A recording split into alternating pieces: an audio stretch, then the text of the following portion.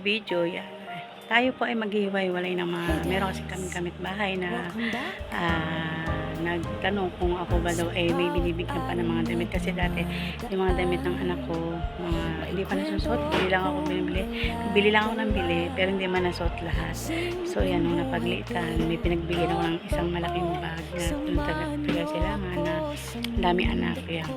Binigay ko doon. So yan, yung mula noon, pag may nagtatanong kung meron ba daw kung gustong bigyan ng damit na yung mga nagtatanggap kasi nagbabawa sila. So sabi ko, sige lang, kinukuha ko lang siya. Ngayon, dinadala ko doon. Nagugusto naman nila kasi maayos yung mga damit. Tsaka yung iba may label pa mga pangkupan. So yan. So ngayon, may nagtanong ulit na isa namin ditong kapitbahay na kung meron pa ba daw ang pagbibigyan. Sabi ko, sagot ko, oo, kahit na wala. Pero meron naman pagdadahan. So yan, binigay sa akin. Nag-alwas siya. Yung iba sa damit ng apo niya, mga pinagliitan lang. Pero ang gaganda pa.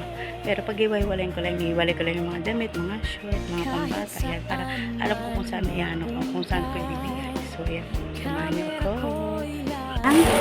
Start na tayo sa pag-iwalay. Dito tayo sa higa ng nanay ko kasi ang nanay ko nasa labas.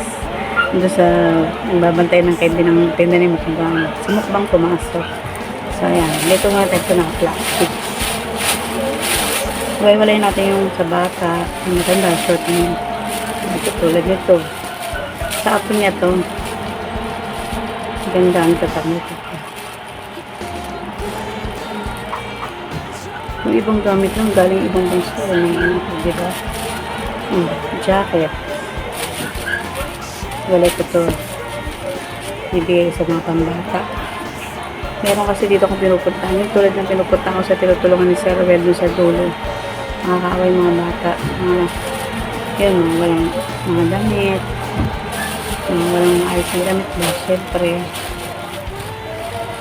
Ito. Ganda oh. Ganda oh. Galing yun sa hangten. Ganda, maayos. Alam mo sa iba dito, yung iba, hindi nila binibigay kasi tulong. Binibenta nila. Binibenta nila ng pero sangka. Sobra. Parang as in parang gamit na kita naman ng gamit ng mga, siyempre binibenta nila mga 10, mga 20, 50, pero siyempre kahit na. Sabagay, hindi naman natin mano yung iba. Gusto mapakinabangan. Siyempre, mapagkakataan, sayang din naman. Ang ganda oh. Gusto mo. Ang ganda oh. Ang bata, hangten. Puti. Ganda. Tutuwa yung mga bibigyan ko nito. Ang ayos. Sakto. So, panlamig. Jacket ulit siya.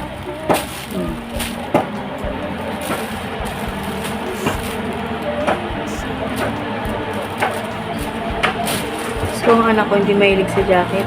Kasi pawising din. Madami yung jacket mga pinamigay ko din. Iba mga bigay din ng ano.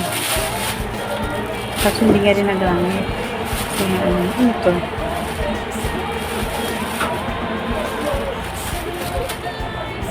Parang address. Pang malaki.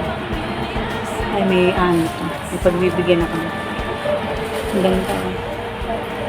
Maayos pa. Ayusin ko lang to sa ano, sa isang yung mga sako, ibabalik ko lang din. Gusto ko lang iwa-iwalay para alam ko kung saan ko saan kung kanino ko ibibigay para naka-organize na, hindi halo-halo.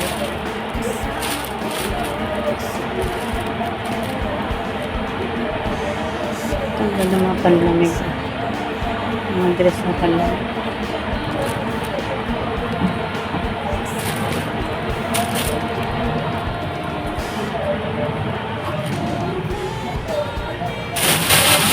Dinin natin ito.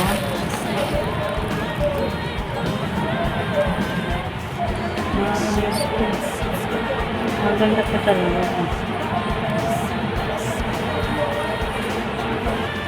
Meron akong binibigyan sa silangan. Tuwan-tuwa siya. Basta sinabi ko na, okay, ang dami kong damit doon na nakasako na bagong bigay. Naku, tricycle agad siya. Pinuha niya kagad dito. Ngayon, ano nila, hanapan, pipilian ba? Pag hindi kasi sa kanila, may pinagbibigyan pa sila sa pinakasilangan. So, ayan. Pag hindi na, hindi, pinipilian ko kasi yung mga tipong parang pwede nang gawin basta hindi ko na isinasama kasi syempre nakakaya naman. Dapat kung magbibigay ka, yung maayos din naman. Syempre, pag binigyan mo ng gano'n, parang mas mukhang nakakaawa din naman, di ba? Syempre, bibigyan mo ng maayos.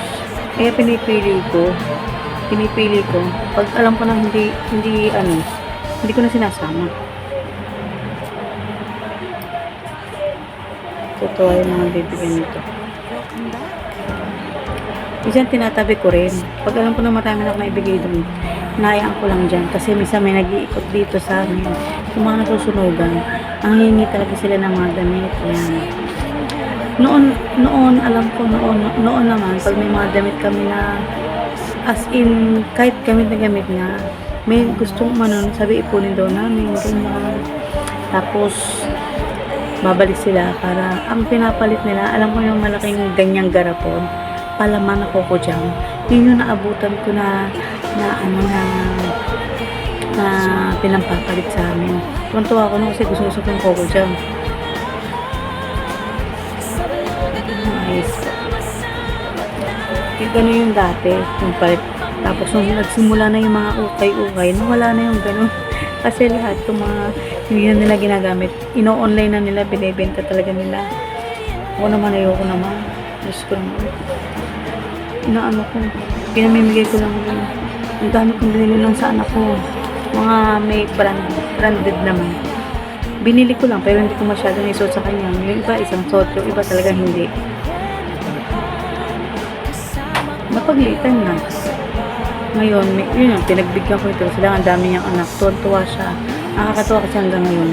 Suot pa rin ng mga anak niya. Nakikita kong suot pa rin ng mga anak niya. Nakakatuwa yung ganang bigyan. Pinapahalagahan yung bigay mo. So, ayan. Ang sakto mga pang-jacket. Tapos hindi nakita ko na hindi na masyadong pwede. Pinatanggal ko na. Ginagawa ko siyang parang basahan sa kamay, ganyan. Basahan sa kamay. Yung yung sauce, gano'n. Bago pa gano'n, tapon na lang ng tapon. Yung yung tipong sira na rin sa kapupas na gano'n. Hindi ko na yung sinasama yun, syempre naman.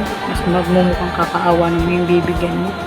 Kaya nga binibigyan mo para magkaroon ng maayos-ayos ng damit, diba?